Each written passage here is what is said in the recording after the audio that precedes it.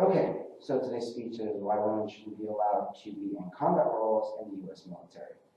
And to start out with, I know we have at least one veteran, two veterans in our group, one's a female. My main argument on why females shouldn't be in the military is because, and MLS is the combat roles, is because of the way men think. And men in today's culture are raised to protect women, and that's their main goal. And so what happens when you have a female in combat is if she were to get injured, then the men would automatically rush out and save her. And if there were a guy to get hurt, then they wouldn't automatically do that. The orders are generally that you wait until it's safe to do so. So you want to clear the threat, and then you want to go and save the person. So a lot of times that can lead to unit's success not actually happening, because what ends up happening is these guys go out one by one, they get kicked off, and they get killed. And that's not the way that we teach people. In the soldier's handbook, it talks about transporting a casualty, and it says to transport a casualty, his or her weapon and mission essential equipment when the tactical situation permits. So that means you wait until you can get clear of any enemy fire to pick that person up. Well, if you've got a female out there, they're not going to wait. They're just going to go. And that tends to be a problem. Second off, our culture dictates that men are actually the ones that have to register for the selective service. And on the selective service website, it says almost all males who are U.S. citizens and male immigrants who are 18 through 25 are required to register with the selective service. Doesn't say women, just men. And so our culture is automatically set up to make females sort of a protective, lesser individual. I personally don't necessarily think that's usually the case, but since men think that way, they continue to have that be the case, or only men are in the fighting situations.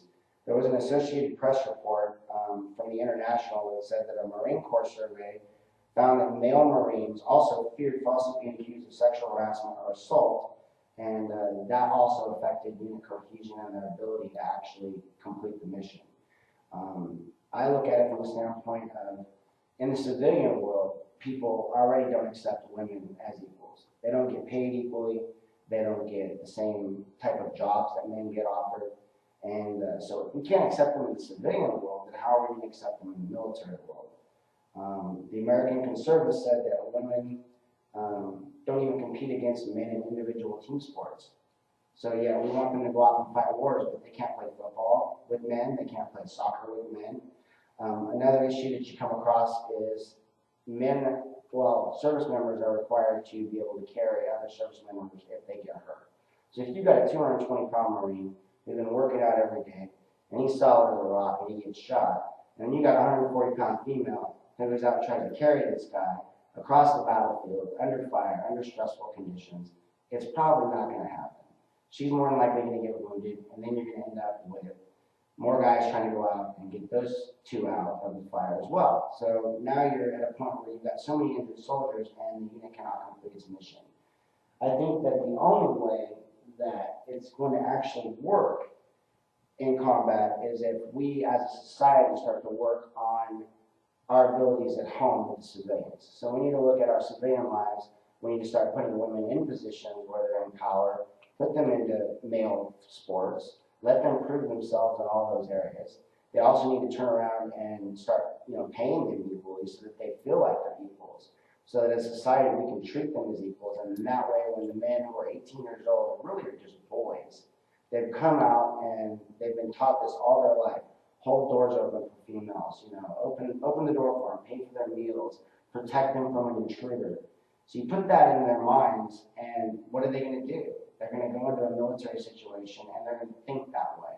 So until we go and erase that type of thought from their head and get them into basic training with the thought that women are equals, it's never going to happen. You have women in Israel, and they fight, and they do just fine. But in Israel, they have a culture that's based on war. Those people go to war every day, and any person that's at the age of 18 that's able to fight, and even in some cases not able to fight, is required to sign up for the military at the age of 18. It's their duty as citizens. They don't exclude women, they don't exclude, gays, anything. It's you go in, And that's what you do because they're in a constant state of war. They've got enemies on all sides. So people would usually argue and say, hey, well, it works for Israel, why wouldn't it work for the United States? Well, it goes back to that same argument because we're not culturally advanced in that area. We're not constantly, besieged by enemies on all sides. So our women don't have to go to war. Yes, they do serve vital roles as support. They serve vital roles in medics. They serve vital roles as pilots. And in those areas, they're not actually interacting with the combat men. The men that are out there, they're infantry that are out there fighting the battles every single day. So when you end up with putting them in that role, the guys just can't accept it. They keep going, and you ask anybody that's in the service, and you ask surveys, and they always come back with the same answer. They don't want women in combat because they're afraid of how they would react, and they would actually cause their units to not succeed properly. So in the end, the only way that we're going to actually make this work is we start at home. And, civilians and the government are the ones that are pushing this role of females in combat positions on us, yet they're not willing to do the same thing here at home. So until they start doing that at home, and they start putting those females in those positions of power, then and only then can we actually move forward and put them in roles in combat. So based on that, that's pretty much the only way we're going to get it going. And that's pretty much the end of my speech. So that is why women shouldn't be allowed in combat roles in the U.S. military. And I know that at least one person is a veteran here, so I don't know, what are your comments on the matter? I do agree with you on combat MOSs. Pilots are not considered a combat MOS. They do have female pilots. Well, that's why I said that they're allowed to be pilots. We did actually have an aircraft shot down while in Iraq. Minidoka. Yeah, we talked about that. That's why I said pilots, I think, in there, that's what I was saying, signal support pilots. And those roles, they're not directly working with the males on the ground. And so that's where you don't have problems. No clearing rooms. Exactly, they can eject in the middle. I was in the Marine Corps, and I worked with several women in corrections inside prison, and also as military police officers. Out in the field, they're carrying weapons. Some of those females were just motivators. Some of the hardest workers I've seen, they had to maintain themselves in order to, look and be successful in everyone else's eyes as well. Maybe something to improve every day. I honestly believe they did a damn good job.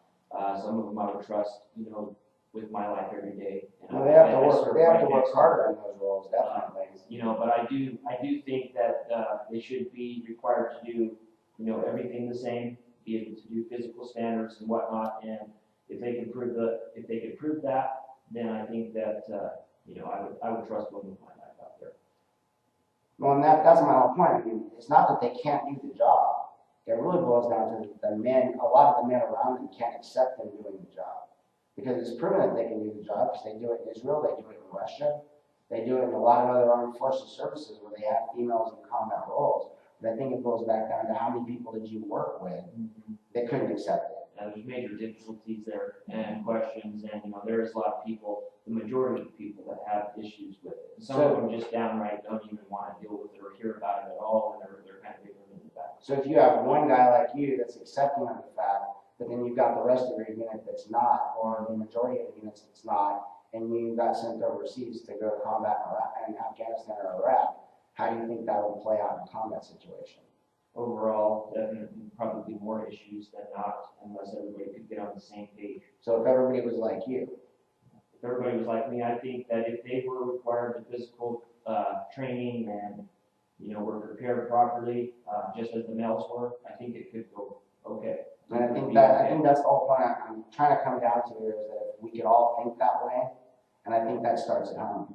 I mean, if you were raised that way to believe that women are just as capable as men, which I actually believe, because I was raised by my mom and my sister, and I think that they have every right to be in combat next to the men, but we have to drum out that ignorance first. And that's really what it boils down to. I mean, if you think, as far as I know, the women's rights movement never really it never fully ended. So there's still that going on. As a society, we can't even accept women in full-on roles in our society, so how can we put them in the military? It's like they want to do a test plan. Definitely. And I know that I read an article where they had the guy, 6 or 8 women go through. It was either I think it was the Marines in their end of class run, the big one that they do at the end, and they had 8 women and 3 out of the 8 passed. The other 5 dropped out for medical reasons. So I mean, I do believe that there's a lot of issues there that could come up from the physical side of it, whether they can carry the equipment, whether they can carry the load. But if they're capable of doing it, then they should be allowed to do it. But I think they should also pass the same test that the men pass. And with what you just said there, I mean, I could see that there could be a lot of money spent on training those 2 specific points.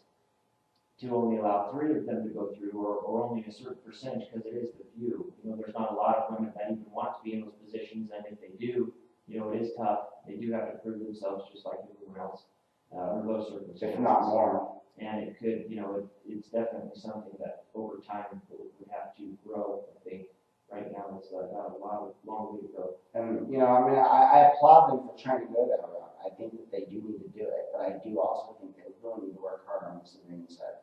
I mean, just in general, look how hard you had to fight to get the job here because you're a female.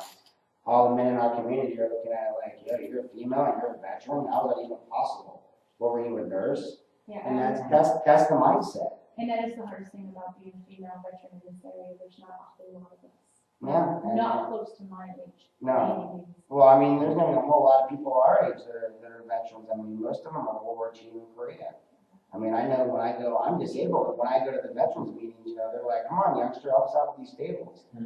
I'm like, what are you crippled or something? Well, yeah, I kind of am. So, you know, I mean, they've got that mindset already built in. So I think until we get that mindset out, and we're working on it, we just got to get that mindset out of their heads that that's the way it's going to be. And I think we'll be okay. Because I've met women from Israel that were in special forces, and I wouldn't want to tangle with them in the dark alley. So. All right, well, if there's no other questions, that concludes my speech on why women shouldn't be allowed in combat roles in the U.S. military. Thank you, guys. That was good. Went well.